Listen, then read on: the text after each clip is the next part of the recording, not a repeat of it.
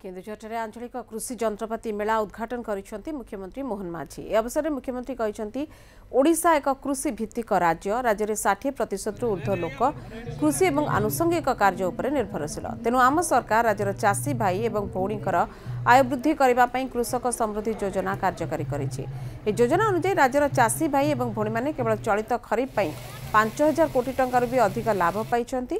केवल input subsidy नुहे चाषी आय वृद्धि सीएम किसान पीएम किसान गुरुत्वपूर्ण।